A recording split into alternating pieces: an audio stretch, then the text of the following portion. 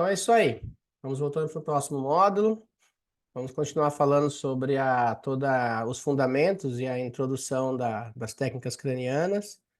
E agora vamos falar sobre a técnica de exageração, tá? Do ponto que a gente parou seguindo as teorias, tá ok? A Maricela falando bastante informação. É bastante informação. Aqui nos bastidores eu estava falando com a Rejane. Ela falou, nossa, Fábio, mas é bastante informação. É bastante informação, porque tem que saber o que está fazendo, né? Você vai pegar a cabeça de um neném que não está calcificado ainda, está toda abertinha, e você não sabe nem os princípios de exageração, point of balance, técnica de indução, técnica direta, funcional, então tem que, pelo menos, ter essa percepção para saber o que está fazendo. Tá? E depois é técnica, técnica, técnica e técnica. Técnica é o mais simples, e as técnicas para pediatria é bem simples, não tem nada de muito difícil, não. Foi até que o Bruno falou no início da aula. É simples, né, Fábio? É comparado com o que a gente faz, é bem simples. Tá? Então vamos lá. Vou compartilhar a tela.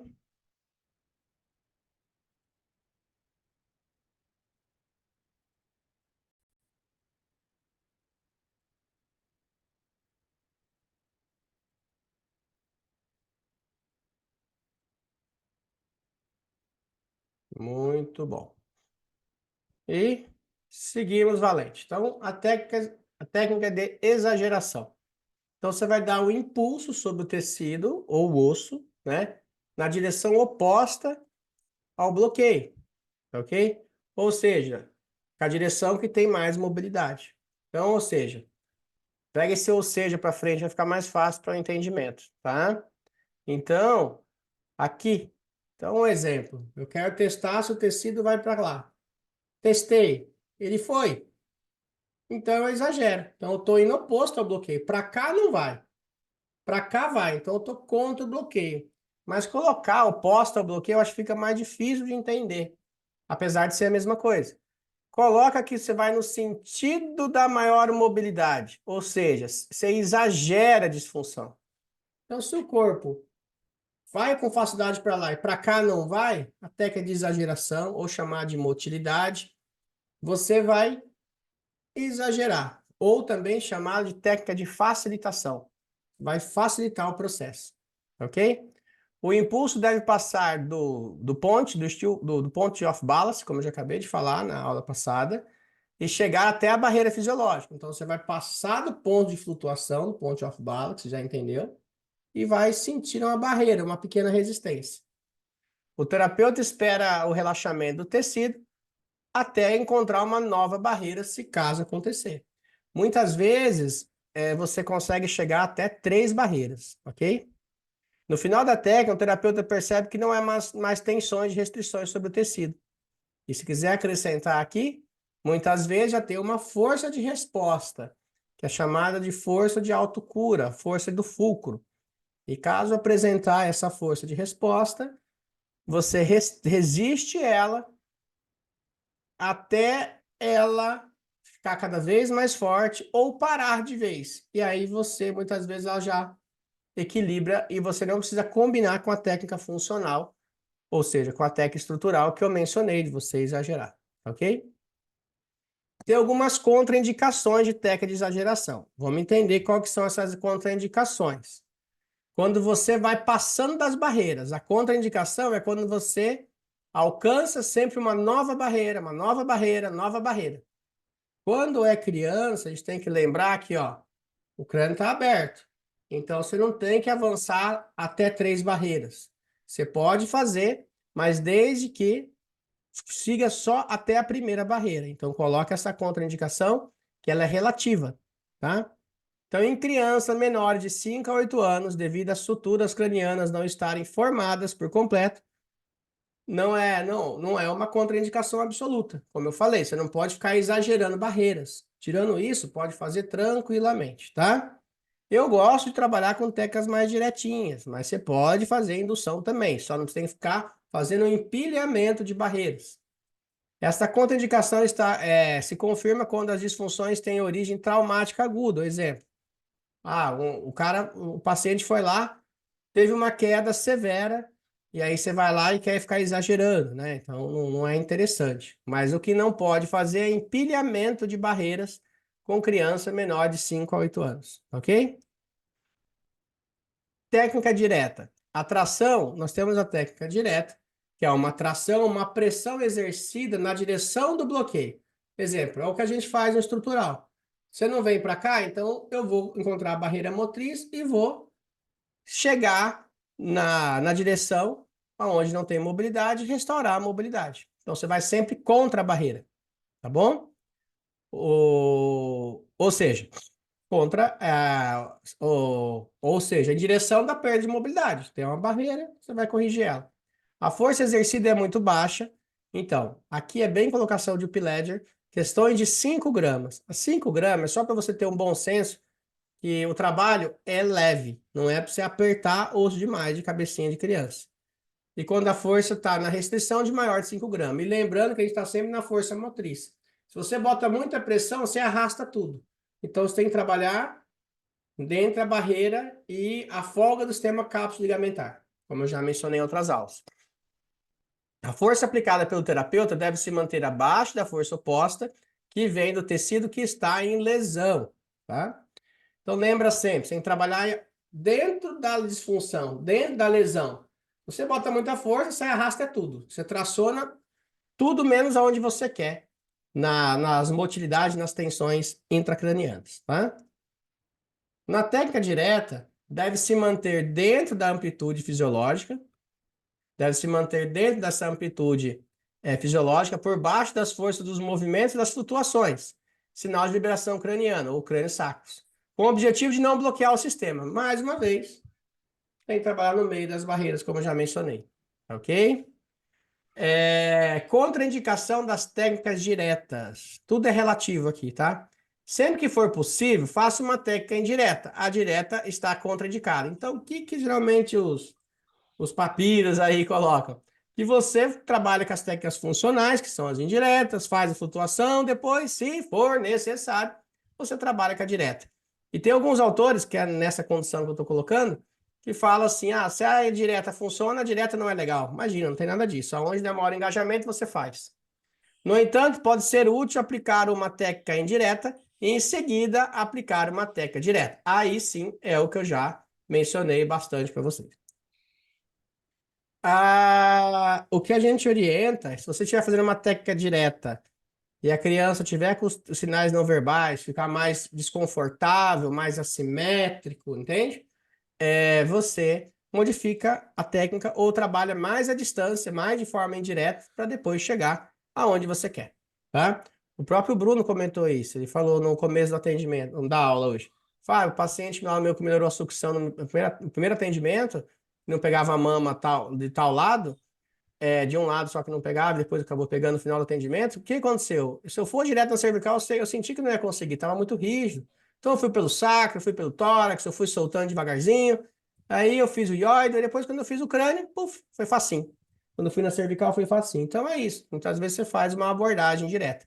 Nos atendimentos eu vou falar sobre isso, tá? Aqui a gente está em fundamentos, tá? Então, seguindo, indicações das técnicas diretas, tá? Primeiro passo, as técnicas diretas em crianças menores de 4 a 7 anos, ela está indicada quando existe disfunções craniais. Então, você vê que o crânio está ativo. No entanto, deve ser aplicada exercendo muito pouca força. Como já falei, tudo toque leve, tá? Você Em vem pra caso de casa, me pega o carro, e às vezes você busca a mãe lá em São Pedro. É bom que você fica lá um pouco. tô ouvindo aí, Bruno. Coloca aí Oh, perdão. Deixa eu travar aí. Por isso que eu travo isso aqui. Já acabei de achar. Já travou. Então, beleza. Então, olha só. Seguindo aqui, as crianças menores de 4 a 7 anos está indicada quando existem disfunções craniais e tal. Sempre com muita leveza, né? Em caso de disfunções agudas, toma um pouco mais de cuidado, mas vai fazendo a técnica também fluida. E em caso de disfunções de crânio facial, em combinações com técnicas indiretas. Então, é o que a gente já mencionou, né? Eu estou relatando. Técnicas de separação. Isso é muito importante. Usa bastante. Com leveza, faz também na pediatria, tá? Essa técnica é utilizada quando você tem as estruturas são separadas, você quer fazer uma separação de forma cuidadosa. As superfícies articulares envolvidas são movidas em direção opostas, portanto, distanciamento uma das outras. Então, muitas vezes, já anotem, na plagiocefalia, a gente tem que vibrar. Quem já tiver o Activator é ótimo, tá? A gente vai vibrar, eu vou mostrar isso até amanhã. E depois você vai começar a testar a mobilidade das tensões das suturas, para depois começar a separá-las, tá? A gente vai ver bastante essas técnicas, tá? E aí essas superfícies vão ser movidas em direções opostas umas das outras, né? Indicações das técnicas de separação. Separação de suturas cranianas, não só em criança, principalmente em adulto. Então, quando você sente essas dorzinhas todas, vale a pena começar com as técnicas de separação e depois você fazer as técnicas de moldagem, as técnicas de indução. As articulações são como extremidades, micro de mobilidade, né? E essas restrições traumáticas importantes pode ser necessário aplicar primeiro uma técnica e depois aplicar outra técnica, direta, indireta, enfim, conforme sempre vai sentindo o engajamento. Já falei bastante disso na aula passada. Limitação de mobilidade e fibrose das membranas durais. Então, assim, quando você vê que você está trabalhando o crânio e ele vai relaxando rapidamente na sua mão, a gente fala brincando que ele vai derretendo, você sabe que é só uma obstrução de tecidos ali. Agora, muitas vezes pode estar mais aderido, mais fibrosado. Então, você trabalha, trabalha, e é como se batesse num toco. Você quer abrir, não é nada flexível, não é nada, não tem efeito bambu. Então, aí você vai trabalhando com mais leveza, e isso vai soltando de uma forma mais lenta, mas vai acontecendo, tá? E é dali que você vai dar entender os seus retornos. Como a Tassi me perguntou no início, quanto tempo volta, né? Se os tecidos teve um bom engajamento, suas técnicas fluíram muitíssimo bem, você vai pedir retorno daqui a um tempo maior, uns 15 dias e tudo mais. Agora, se está tudo muito rígido, você não consegue avançar, você vai pedir um retorno de uma semana, geralmente, ou menos, 5 dias. Ok? Então, tudo Ô, depende de Fábio, como os tecidos estão se apresentando. Isso é o mais importante. Pode perguntar. no caso de aderência, a gente entra naquele mesmo aspecto da obstrução, a gente bate, mas aí a gente bateria na dor e voltaria, não é isso? Toca na rigidez e volta. No, isso. No caso, o paciente no coisa faz a mesma coisa no bebê? Se é a nível articular, sim, mas no crânio é as tensões de crânio mesmo, que eu vou falar já já. Ah, tá. Mas é aquelas mesmas que não muda. Sim. Tá? Muda detalhinho. Aí, ó, técnicas de compressão e descompressão. Trata-se de uma combinação de técnica direta e indireta. Então, você vai indireto, funcionar, acelerar, e direta, descomprimir. E aí, muitas vezes, você vai sentir que um lado está comprimido, o outro lado não está descomprimido, ou vice-versa. Ou é bilateral, é só uma parte, e aí você vai dando direção. Tem muitas técnicas de compressão e descompressão que orientam você a seguir o ritmo craniano. Se você conseguir seguir, perfeito. Na hora que ele expandir, você vai junto, porque ele não expandir, não vai. Se você não conseguir, não tem problema também. Você trabalha no seu ritmo e tá tudo bem, tá? Que a sensibilidade vai vir melhorando com o tempo, tá bom? Não quer dizer que se você não tiver junto com o ritmo, você vai ter problema. Não, não vai ter, porque tem técnicas que você vai contra o ritmo. Então, na verdade, vale fazer tudo, desde que o corpo tenha engajamento e um bom estímulo relaxante, tá? Então, se o corpo não tem engajamento, se não tem sinais de liberação, aí que você vai rever outros conceitos para aplicar no paciente. Lembra sempre, talvez você está certo, mas a força está excessiva, ou você tem que fazer um trabalho mais indireto para depois ir no processo direto. Então, o primeiro tempo se realiza uma compressão, no sentido da facilidade, e depois, no segundo tempo, realiza uma tração no sentido da restrição. E assim vai. Indicações das técnicas de compressão e descompressão. Muitas vezes você pode, por exemplo, eu estou dando aqui, é na SEB, ó, na sincondrose esfenobasilar. Você pode pensar na SEB e criar o processo de descompressão. Então, essa técnica se encontra uma aplicabilidade das articulações, das suturas e membranas fortemente bloqueadas, especialmente na sincondrose esfenobasilar. Então, pode ser tanto também de suturas laterais, parede escamosa, acontece. occipito mastoide acontece, tá? Estrutura sagital acontece, coronal. Então, aqui um exemplo que eu estou dando da comunicação, né? Teoricamente, o eixo do crânio. Em estudos mais atuais, assim, falando de osteopatia, a sincrondose esfenobasilar não tem que dar tanta atenção para ela como os tratados antigos colocam, tá? Tem muitos autores hoje de ponta colocando que vale a pena você tratar toda a caixa e não ficar só dando bola para ela, tá? Então, olha o todo também, não fica só fechado nela, como muitas instituições colocam. Tem que começar com ela e depois olhar o todo. Não. Você tem que começar com o todo e depois olhar para ela, tá? Vai funcionar melhor também. Técnica de movimento fisiológico contrário, tá? Uma superfície articular se move em direção a uma mobilidade restringida, uma técnica direta, aí está indo contra a barreira. E a outra estrutura articular é movida em direção da facilidade de maior mobilidade, é a técnica direta. Então, uma vai contra e uma vai a favor. Então, você trabalha com tecidos, um contra e outro a favor, combinado. E aí você vê como que também reage os efeitos se proporciona relaxamento, tá? Você dá sinais de liberação. E lembrando que o principal sinal é o aumento de temperatura, tá? Tem que vascularizar. Então, indicações das técnicas de movimentos contrários, tá? Movimento fisiológico contrário, que é o MCF, tá?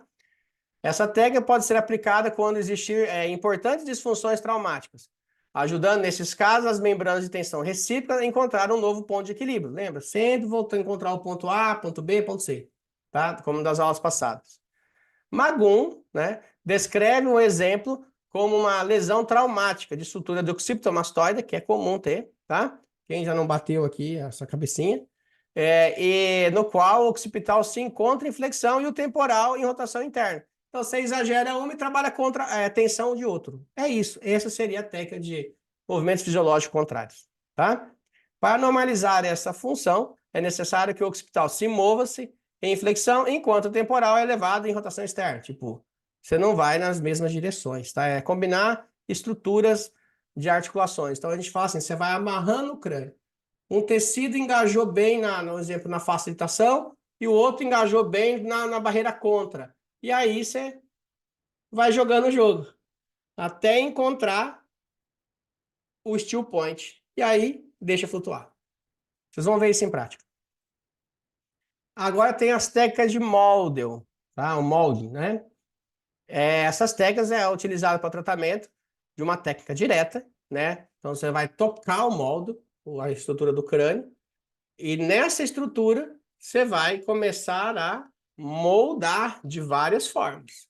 Ou de forma específica na placa craniana, ou pegando toda a abóbora craniana parcialmente e vai moldando. Eu utilizo bastante, tá? E vocês também vão utilizar. No molde, se tenta modificar a forma do osso. Então, você vai trabalhar, escrevam aí em cima. Você vai colocar aqui técnicas intraósseas, tá? Então, você vai trabalhar na flexibilidade, na maleabilidade intraóssea, tá? Aplicando uma pressão, uma tração externamente sobre as proeminências das áreas planas, das estruturas do osso, tá? No molde, gera impulsos para aplanar as zonas excessivas salientes dos ossos e aumentar as salientes de zonas planas. Zonas planas seriam locais que precisam ganhar expansão. Talvez a plagiocefalea está lá muito retinho e você quer ganhar expansão, ok? E as áreas salientes são as áreas que estão muito convexas, que você quer dar um pouco mais de contato para dar um pouco mais de pressão para ficar um pouco menor evidente a convexidade, tá? A gente vai ver isso em prática. É importante, antes de aplicar, eliminar todas as restrições periféricas, suturas cranianas, tecidos adjacentes. Então, isso eu já mencionei várias vezes, tá? Normalmente, o módulo se utiliza com maior frequência em crianças devido ao crânio infantil, que é ser mais maleável. Em adultos, pode ser uma forma mais de influir mais diretamente sobre o seu crescimento. Então, funciona melhor em crianças. Tem outra técnica que é chamada de técnica de recall, tá? Recuo, né? A técnica de recall, né? Recoil, né? Ela é durante o ciclo respiratório, quando você sentir que tem uma pressão na respiração, em fase, no caso, exemplo, expiratória, no início da fase inspiratória, por exemplo, também, você tira a pressão rápida. Então, se você estiver sentindo um fluxo, No momento que você vê que o crânio está expandindo, você tira a mão rápido, para ele dar um impulso maior. Então, é uma técnica bem subjetiva, não é todo mundo que gosta, tá? Está relacionado ao ritmo craniano. Então, se você tiver com o ritmo na mão, você pode tirar essas tensões de forma abrupta, porque essa mudança rápida, súbita de pressão, faz também que os tecidos ganhem um relaxamento. Mas se você vir com o Activator, colocar o seu polegarzinho aqui, igual vocês vão ver no vídeo, tec, tec, tec, 1000 a 0 essas técnicas, tá? Então, e temos aqui também uma técnica de múltiplas mãos. Então, se trata na utilização das mãos de 2 ou mais terapeutas. E você pode tratar, um exemplo, um está no crânio, outro está no sacro, outro está no diafragma. E aí você pode dar mais estímulos de tratamento. Isso é realizado por Sutter e principalmente por P-Ledger, tratando os pacientes autistas, tá? Então, ele fazia muita técnica de múltiplas mãos e que teve grandes resultados. Então, é mais estímulos ao tratamento. Então, pensa assim, eu quero dar atenção no crânio, eu quero dar atenção no sacro, eu quero dar atenção no diafragma. Então, se eu tivesse 2, 3 osteopatas, eu conseguiria dar atenção todas combinadas. Nos cursos presenciais, eu faço os alunos palpar múltiplas mãos, tá? E os resultados são bem legais. Você lembra, Jada? Como o pessoal somatiza? Como o pessoal tem alteração de resolução? Você lembra disso? Não sei se está aí também. Mas, enfim, tem bastante resultados, tá? Deixa eu voltar aqui. Fábio, mas eu não tenho múltiplas mãos. Nem eu tenho só o Jader lá e eu não fico chamando ele. Então, é algo assim, né? Que seria bem específico, bem nichado para cada um, ok? Apoio às forças da autocura, né? De autocuração. O terapeuta entra em contato com o tecido que percebe que o movimento está involuntário. Você já entende que é um resquício, o movimento involuntário, que é a motilidade, que é um resquício embriológico, que vai ter essas forças do mecanismo respiratório primário. O guia do tecido, você vai guiar o tecido e facilitar livrando-se das suas restrições. Ponto. Essa é a ideia, tá? Serve de apoio para as forças de autocorreção, de autocura no organismo. Já falei também. E pode também ser utilizada para um complemento das técnicas também que nós já descrevemos. Então, sempre facilitar os tecidos. Muitas vezes, só de você dar fechar o campo, fechar as mãos no crânio, de todas as pegas, e só esperar o corpo, você fazer as auscultas, muitas vezes já começa na liberação. Vocês vão ver que muitas vezes, sem você estimular muito, já começa o processo de autoequilíbrio, já começa aumento de vascularização, e aí você deixa o corpo falar. Pode acontecer também, e não é difícil, tá? Indicação das técnicas de recall, né?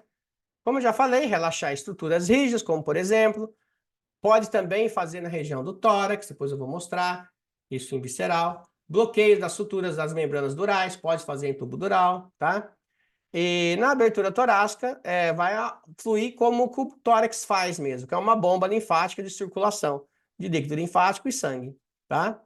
Otimizar sempre o sistema do tórax, sempre cai muito bem, não esqueçam isso.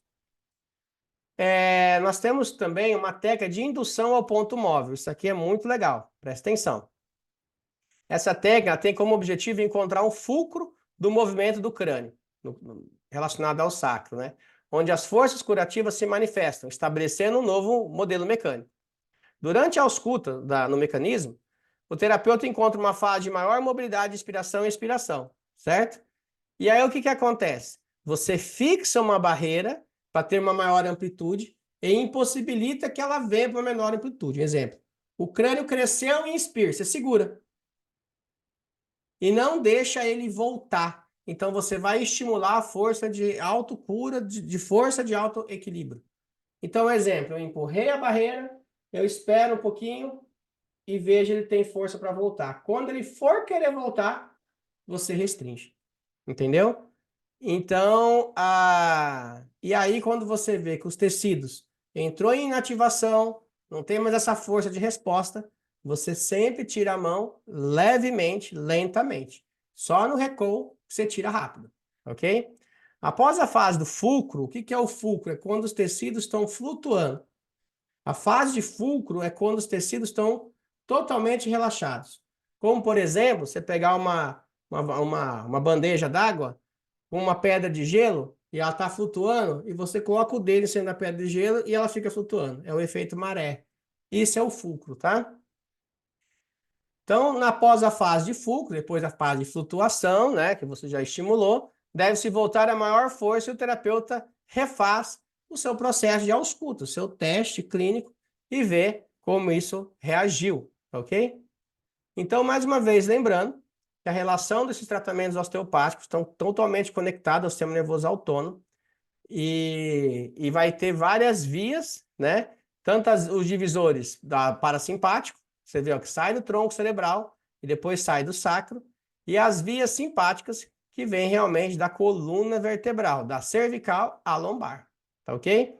Então, dá uma revisada e vê os órgãos que têm estímulo simpático, os órgãos que têm estímulo parasimpático, fica bem tranquilo aí de você saber. Então, é dali que a gente consegue dar mobilidade e normalizar esse sistema nervoso autônomo. E o que tem de melhor, eu já passei por vários profissionais de saúde, médicos, enfim, e eles falaram assim para mim, Fábio, eu já até pesquisei, né? Não tem remédio que estimula a modulação autonômica, né? Os que chegam perto é o que está relacionado ao canabidiol, né?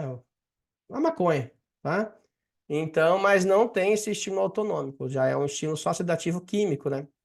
Então, pensa assim, se a sua estrutura, de tudo que a gente está mencionando, de tubo dural, de crânio, de articulações, depois vai ter vísceras, aí vai ter fáscias, vai ter todo o processo autonômico, somático, se esses tecidos não tiverem sincronismo, você vai poder ficar constantemente numa simpatexcitação constante, e isso levando por longas datas, entra no processo de simpaticotonia e depois simpaticólise, que é o esgotamento do sistema simpático, e a validação autonômica do parasimpático, que é pelo nervo vago, acaba não sendo fluida. Então, é aquela história, eu tenho que inibir o simpático e crescer o parasimpático. Eu falo sempre isso em aula, e vou falar aqui, que a simpaticotonia no mundo moderno vem de graça. O que não vem é as funções parasimpáticas, essas que devem ser construídas, tá bom? Então, aqui está falando um pouco da revisão de repercussões do esfenoide, tá bom? Sobre a sua asa maior, asa menor, sobre o corpo do esfenoide, as apófises pterigoides, enfim, né? O seio esfenoidal, tal, só para vocês terem um entendimento. E o esfenoide, ele é classificado na clássica osteopatia antiga como um osso hormonal, por ele proteger a hipófise, tá ok? Então, ele está relacionado, ele tem conexões diretas com a hipófise, tá? Então, por isso é classificado aí com alterações como osso hormonal, tá? Então, aqui, nesse vídeo, nós estamos vendo aqui, ó, toda a motilidade. No processo de motilidade, é o esfenoide fazendo flexão e o esfenoide fazendo extensão. Flexão, extensão, extensão, flexão. Aqui eu não consigo mostrar muito bem, então no crânio a gente usa bastante nas aulas práticas, né? Presencial, principalmente. Então, ó, e aí o foco aqui tá no esfenoide. Fletil, então quando fletil ele roda anterior e quando ele estende ele roda posterior. Lembrando que a asa maior do esfenoide, na sua parte anterior, ele faz o fundo dos olhos, tá? Então, geralmente, pessoas com olho criança, com o olho muito instalado um lado do outro, geralmente a asa maior que está empurrando e o esfenoide está em rotação ou torção, tá? Outra visão aqui da esfenobasilar. Então, olha só que interessante, ó. Aqui seria a tenda do cerebelo. Nessa linha aqui, ó, é a foice do cérebro. E a tenda está dividindo o lobo occipital do cerebelo.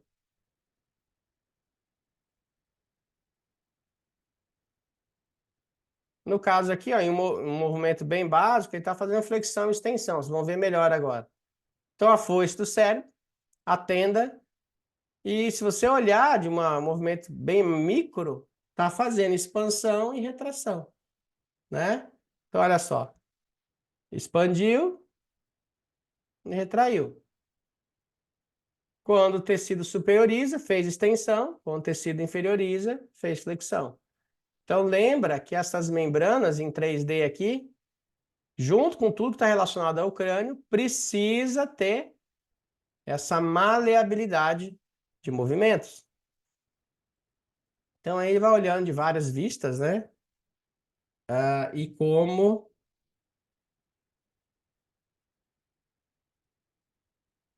a gente pode estar tratando aí. Beleza? Então, olha só. O occipital, né, tem as suas subdivisões, tá? Tem as suas porções, as suas escamas. Não vou falar tratamento de placas do occipital hoje, a nível de pediatria, tá? Essa especificidade a gente vai entender primeiro o básico, para depois entrar com a especificidade da pediatria, tá? Então, olha só. O occipital está fazendo flexão, o occipital está fazendo extensão. Flexão, essa parte do occipital de suas subdivisões, a gente vai falar no próximo conteúdo, ou no máximo no outro conteúdo, sobre o processo de ossificação, tá? A aula tá até pronta, mas deixa isso aí mais para frente, tá? E aí a gente vai ver as tensões de cada placa, tá? De cada placa. Perfeito. Então, ó, aqui o occipital agora, ó, ele fazendo extensão e ele fazendo flexão. Fica bem nítido isso, tá? Flexão e extensão. Tudo que a gente já viu, né? Anatomicamente, o occipital, é importante entender que o assoalho do crânio, ele é todo revestido por dura mater, ó. Então essas membranas todas precisam ter essas tensões para o sistema poder desenvolver. Então você entende quando tem uma assimetria grande, por isso que dá atraso, porque o sistema não consegue informar 100%. Só a assimetria severa mesmo, que eu peguei 2, viu? Peguei 2 pacientes já essa semana com assimetria severa, laudado mesmo com as medições da plasticefalia, que é as diagonais, né? E tem atraso neuromotor, entendeu? Mas se não for severo, não é questão que o sistema nervoso está comprimido, não é tudo isso. Mas sim as informações neurais não ficam 100% processadas por não ter toda essa facilidade de expansão e retração, da flexão e extensão, ou da inspiração e da expiração do crânio, e isso sim sensibiliza o nosso sistema. Tá ok? Isso sim acaba vindo sensibilizando. Então, e aí, tá? Eu não vou entrar nesses detalhes de cada fossa, de cada forame, não agora, tá? E aí, então, você vai entendendo, ó, que tudo tem a membrana serosa, que o sistema todo nervoso, os pares cranianos, todos estão conectados com o sistema membranoso. Então, se o sistema membranoso não tem tantas funções, pode vir a alterar o desequilíbrio dos nervos cranianos, que depois a gente vai passear por eles também, tá? Em outro modo. Esfenoide e o movimento do esfenoide fazendo o seu processo aí, né, do ritmo craniano. Então aqui, na verdade, é um movimento intraósseo do esfenoide. E aí que eu quero fazer uma crítica. Muitas vezes, você ficar fazendo só com postura de palpação sobre o esfenoide, você vai sentir muita maleabilidade, mas está fazendo técnicas de tensão intraóssea no esfenoide. Porque a sua asa do esfenoide, onde você está vendo aqui, são os locais que têm maior mobilidade intraóssea, principalmente no bebê. Então, muitas vezes, você dando tensão no esfenoide, nem vai chegar na SEB, viu? Nem vai chegar na sincondrose esfenobasilar. Vai ficar só no esfenoide. Então, presta atenção nisso. Ah, isso é meio disruptivo. E aí já vimos mais uma vez ele fazendo flexão e extensão, tá? Vimos também aqui.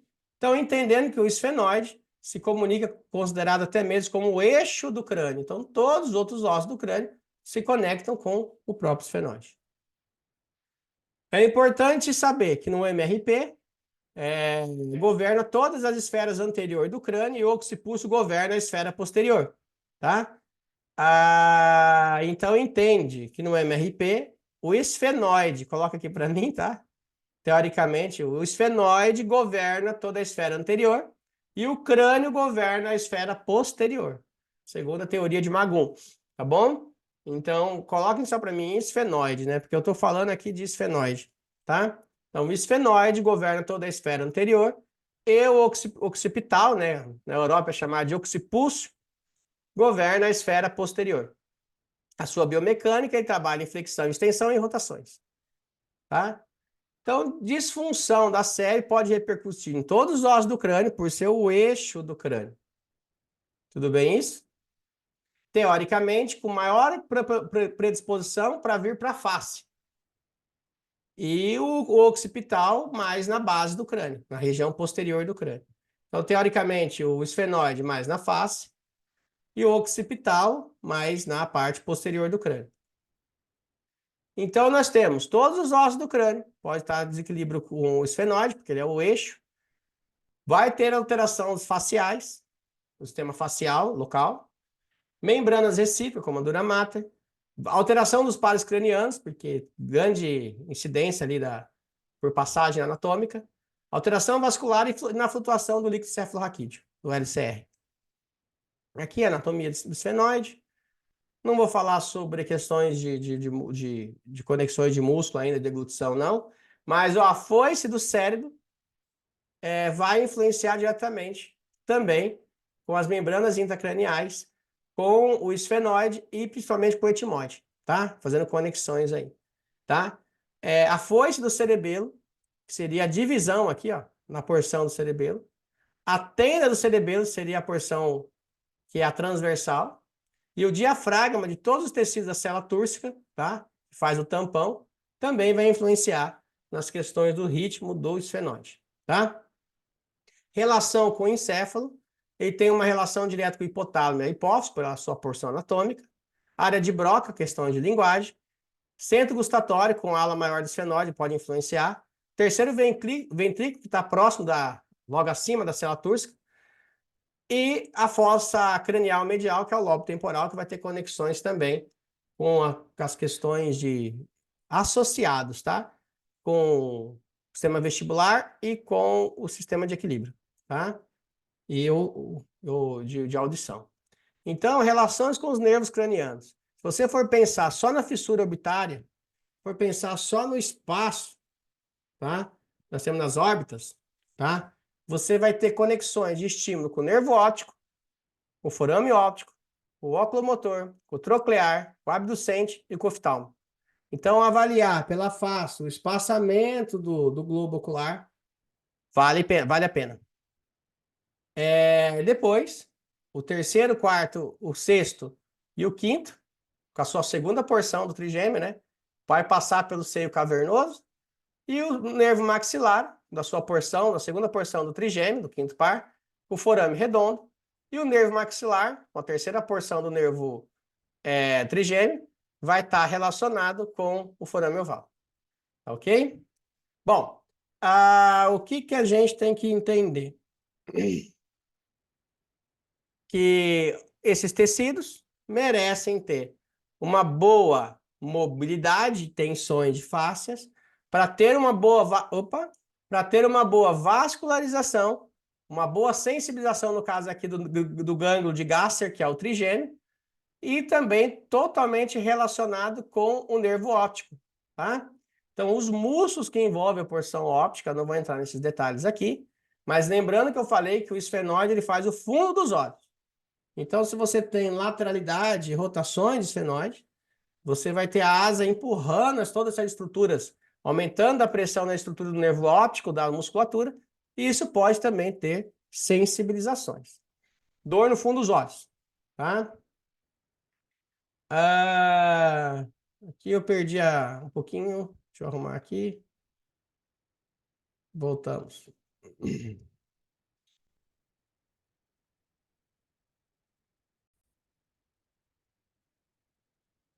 E aqui, ó, a hipófise da célula túrcica, aqui a gente está vendo que ela vai estar conectado constantemente, né?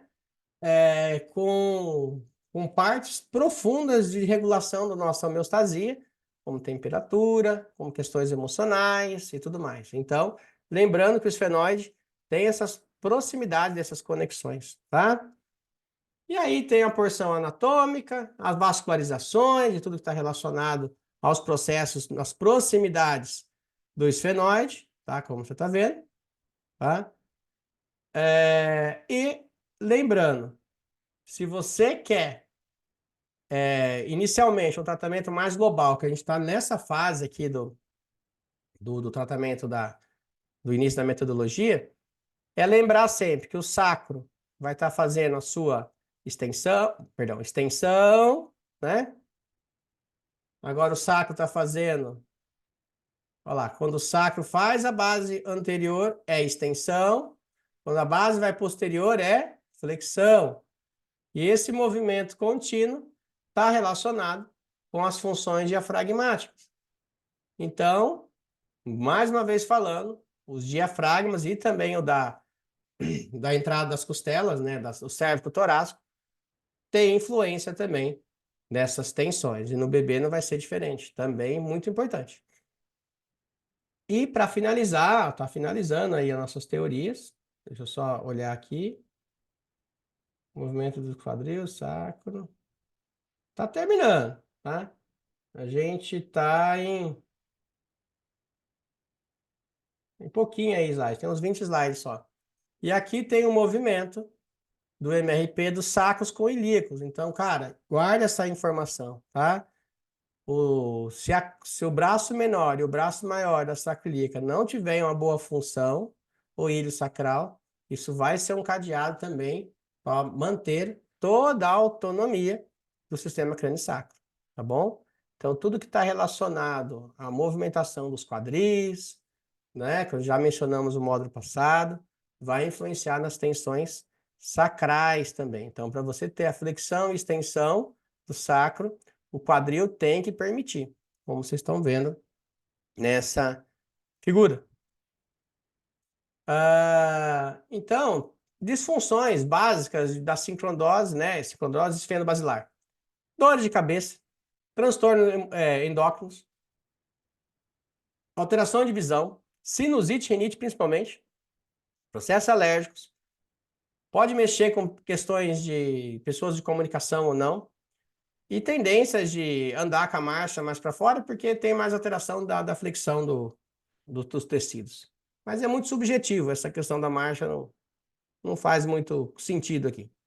Então, aqui é uma palpação que a gente vai já chegar, que é chamada de palpação de Sutter, que a gente coloca os dedos lateralmente, direito e esquerdo, do nosso paciente, tá? E no caso aqui, o dedo menor, o quinto dedo, é que está fazendo percepções de estímulo no occipital. E o dedo indicador é o que está sobre a asa maior do esfenóide, que é a nossa fonte aqui, popularmente falando. Então, o que nós temos que fazer? Sentir, no caso, nessas tensões, se o crânio está entrando em flexão, né? Então, você já sabe que a flexão, né? O que acontece? O esfenóide anterioriza e o occipital posterioriza. Então, é isso. E aí você vai ver se isso está acontecendo. Então, no caso aqui, ó.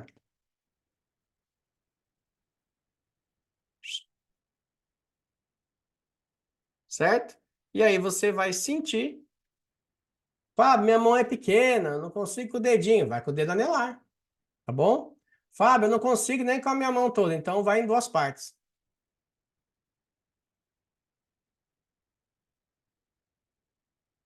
Os vídeos vão estar na plataforma, tá bom? Pode ficar tranquilo. Seguimos. Os vídeos é legal, né? Então, ó, disfunções sobre agora desequilíbrio de extensão, tá? Vamos pensar. Então, se a SEB está em extensão, como eu já falei para vocês, ó, a cabeça cresce, né? Se a cabeça cresce de forma longitudinal, né? O frontal vai ficar mais arredondado e estreito. Os olhos ficam mais fundos. A diminuição do diâmetro da cavidade ocular, porque o esfenóide não está empurrando, né? Porque ele posteriorizou. Já entendeu que na flexão ele vai para frente. As orelhas ficam mais pregadas no crânio. Vai ter uma prega nasolabial pouco pronunciada. E a maxila inferior ficar mais estreita e anterior. A maxila inferior que ele coloca aqui, nessa terminologia europeia, é a mandíbula, tá? Se quiser colocar aqui, ó, mandíbula. Ok? Então, olha só. Mais uma vez, a gente visualizando em vista lateral e em vista superior, o crânio fazendo os seus movimentos de flexão e extensão.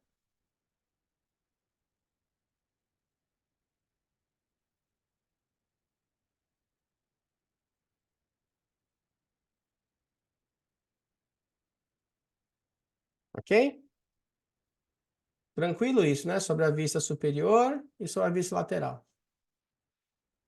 Então, eu não vou ficar repetindo, vou deixar vocês verem, porque eu falei bastante, né? Beleza. Então, repercussões clínicas, né? Das lesões de extensão. São adaptativas, pode vir de adaptação de vísceras devido a outros transtornos também. Pode ser por traumas durante o parto, posições de contrações intrauterinas. Pode ocorrer tanto microcefalia, transtorno das glândulas como a hipófise e tensões das faces. Sintomas: dor de cabeça, asma, miopia, alterações do humor. Pessoas mais introspectivas, né, mais solitárias, segundo os estudos. Corpo se encontra mais em rotação interna e marcha no giro mais interno. Tá? Então, ó, aqui vendo o movimento de extensão. Tá ok? Fazendo a extensão. Movimento oposto da flexão, né? Beleza? Da flexão, acho que eu tirei o slide da flexão, mas eu vou pegar ele já. Não tá aqui? Deixa eu ver. Mas já eu ponho ele aqui, então. Na hora que eu fiz um limpa em algumas partes das aulas, eu acabei tirando. Mas é o oposto. Vai ser um batatinha aqui, tá? Eu mostro já para vocês, eu já encontro aqui na outra aula. Eu acrescento já, depois do intervalo. Suturas cranianas. Tá de boa aqui? Tá dando para entender tranquilo? Suturas cranianas. Primeiro passo, o que a gente tem que pensar? A gente precisa pensar de uma forma exagerada, que é o que você está vendo aqui, ó, internamente dentro desse crânio. A gente precisa, em micromovimento, fazer esses tecidos se movimentar. E ter liberdade para ter uma boa vascularização, para ter uma boa oxigenação e principalmente para não ficar sensibilizando todo o processo dos reflexos de perda de mobilidade, que é os esclerótomos, ok?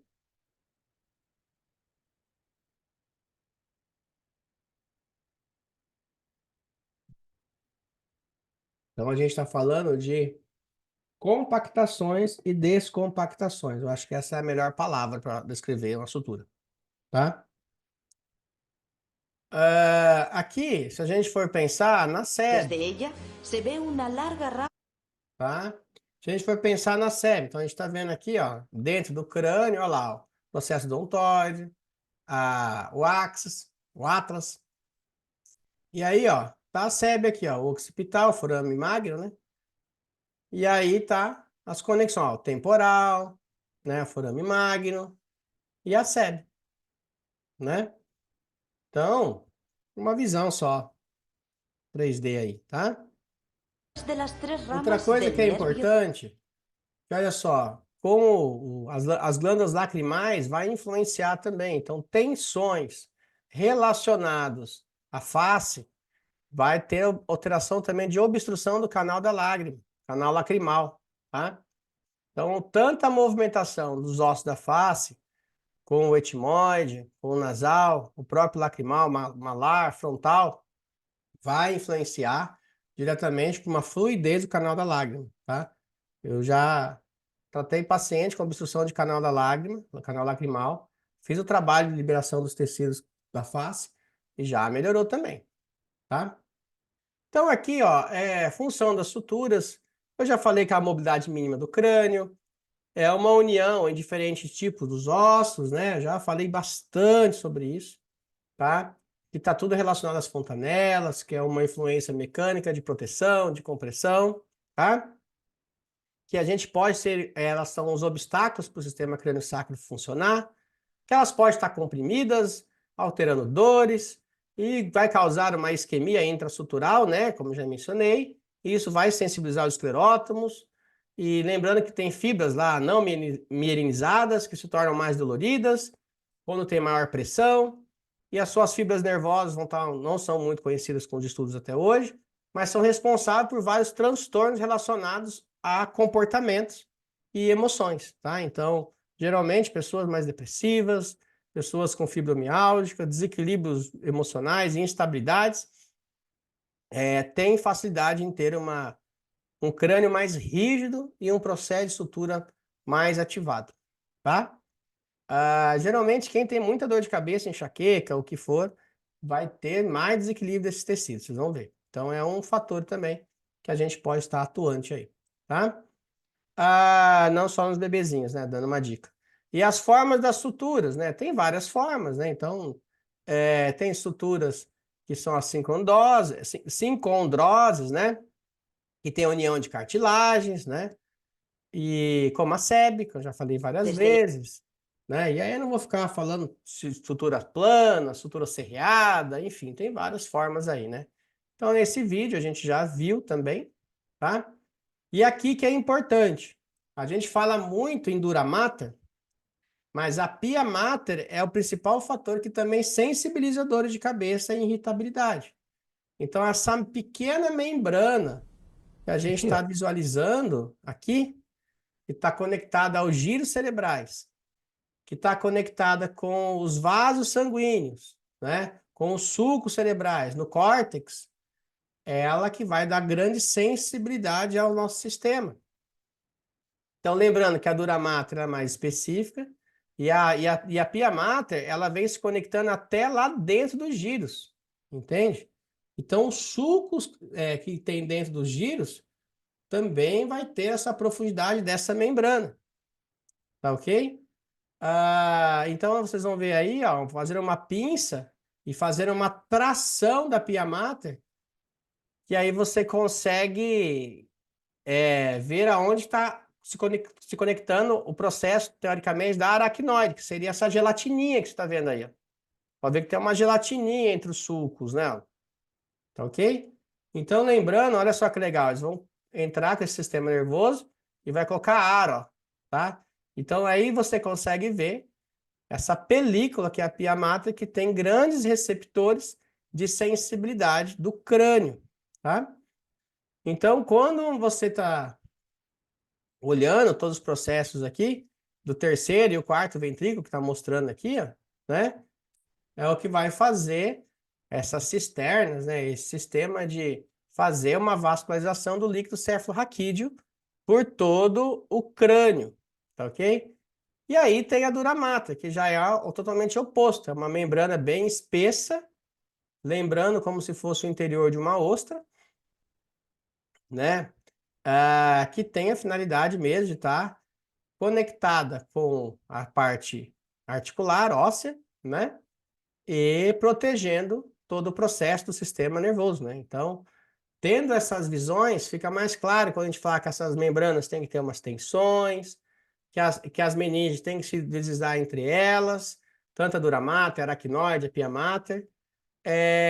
E a dura mater tem essa função espessa para dar lubrificação e de sensibilização à pia mater, tá? Então, internamente, o crânio, mais uma vez mostrando, ele é todo revestido por essas membranas espessas, tá? Que vai fazer todo o processo de proteção do sistema. E aqui esse vídeo é bem legal, que é o líquido cefalorraquídeo, tá?